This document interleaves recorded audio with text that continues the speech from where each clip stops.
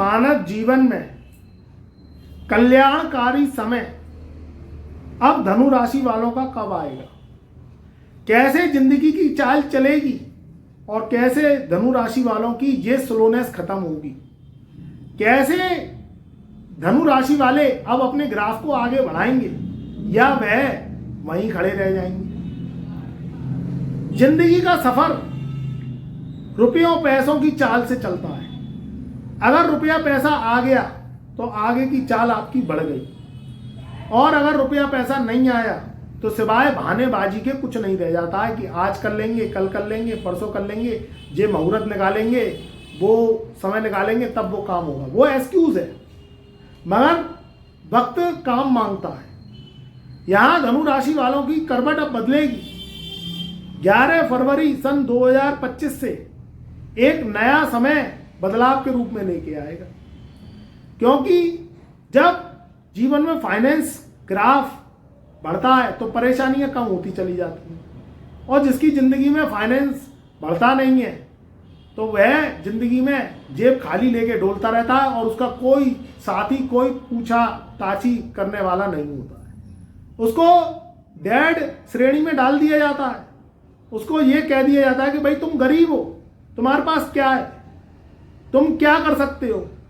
और जो परिवार पैसे की तरफ बढ़ता जाता है, तरक्की की तरफ बढ़ता जाता है, क्योंकि उगते सूरज को सलाम है, डूबे हुए सूरज के दर्शन कोई नहीं करता है। सुन लो धनु राशि वालों, उगते सूरज को ही प्रणाम किया जाता है कि हो हे सूर्यदेव, हे सूर्यदेव, आप अपने जैसा ओजस्वी तेजस्वी बनाइए। मगर जब शाम के समय 5 से 6 बजे सूरज का जो है डूबना होता है, उसे कोई दर्शन उसके नहीं करता। ऐसे ही व्यक्ति के कर्म लगते हैं, जीवन में ऊंचाइयां तरक्की मिलती हैं, तभी दुनिया उसे बादशाहों की नजरों से देखती है।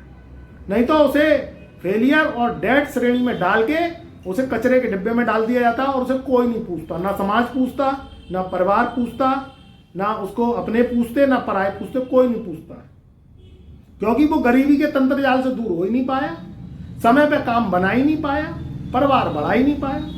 अब धनु राशि वाले कैसे अपने जीवन को, ग्राफ को ऊंचा लेते हुए जाएंगे, क्योंकि स्लोनेस तो उनके जीवन में भी है। अब जो स्लोनेस खत्म हो तो आगे के काम बढ़े।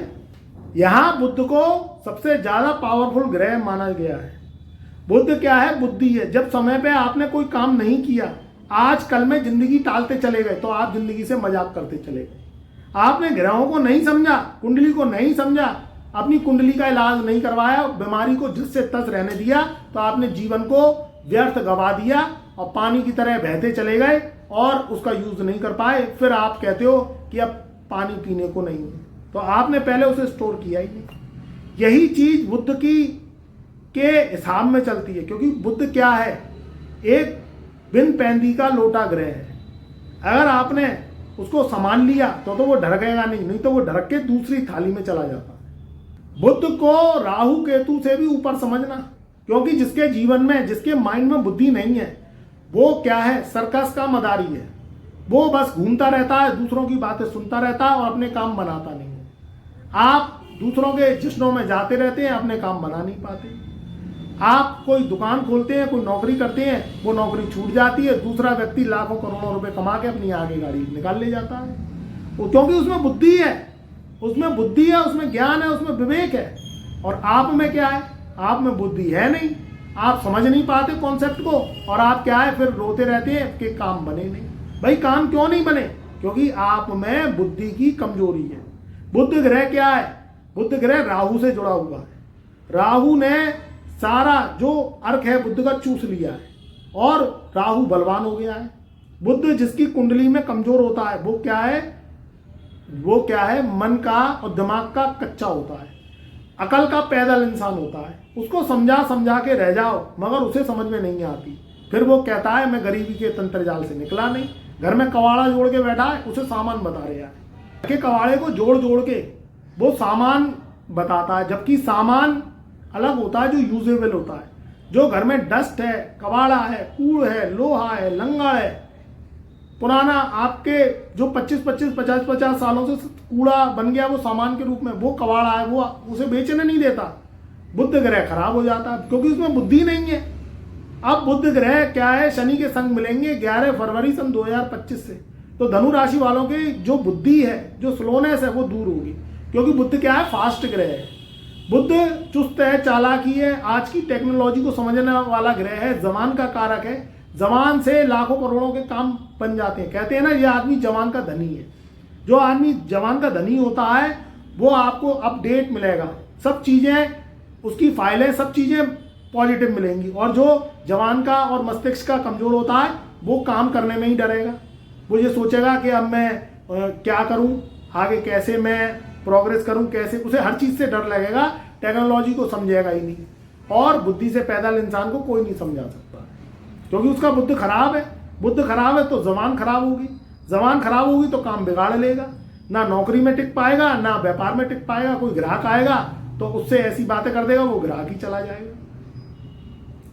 और दूसरे दुकान पे ग्राहक गया, वो वहां से सामान ले गया, मगर तुम्हारी दुकान से नहीं लेके गया, क्योंकि तुम्हारी जुबान में रस ही नहीं है। मार्केटिंग करेगा तो मार्केटिंग आएगी नहीं, टेक्नोलॉजी में फेल होगा। तो यहाँ अब बुद्ध की जो शरारत है वो कुंडली के ऊपर आपकी निर्भर करती है।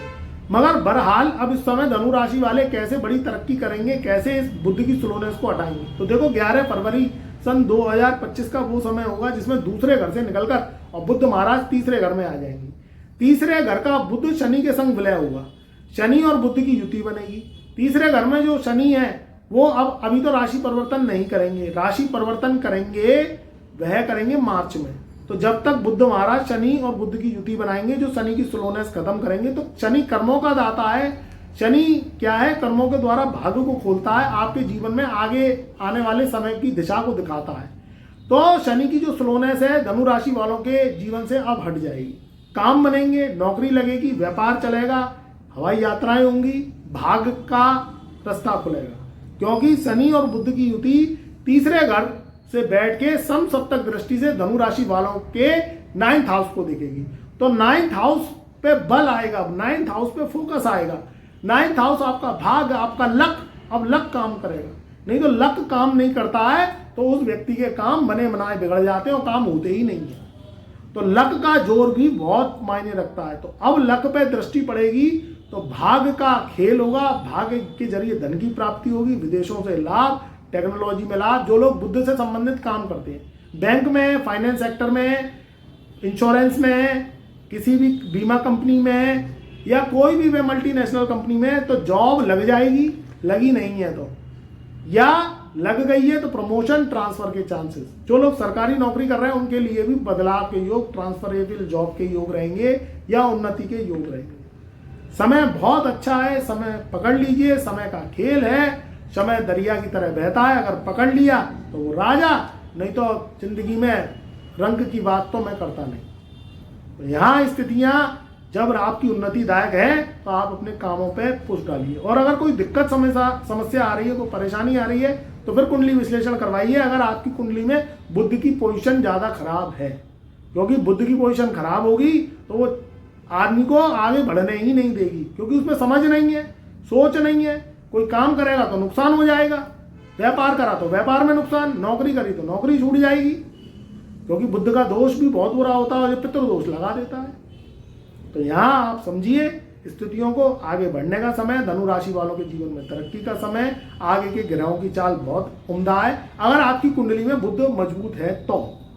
और राहु, शनि, केतु की दशाएं चल रही हैं, बुद्ध का अंश बली घटत है, आपके बुद्ध की डिग्री 0 है, बुद्ध पावरफुल नहीं है। बुद्ध राहु, केतु, शनि के संग बैठा है, या बुद्ध आपकी कुंडली में अंश वाइज कमजोर है, तो फिर कुंडली का एनालिसिस करा के बुद्ध की रेमेडीज हमसे लीजिए। जो हम आपको रेमेडीज दें उन पर काम करिए, तो जिससे बुद्ध की चाल चलेगी तो आपका फाइनेंस अच्छा होगा, फाइनेंस अच्छा होगा तो आपका जीवन बदलेगा, जीवन बदलेगा तो आपके जीवन में उन्नति होगी, आगे के काम बनेंगे। इस चीज़ का ध्यान रखेंगे तो जीवन में तरक्की अवश्य होगी। चैनल पर नए आए हैं तो चैनल को लाइक करें, सब्सक्राइब करें, कमेंट में जय बुद्धदेव अवश्य लिखें।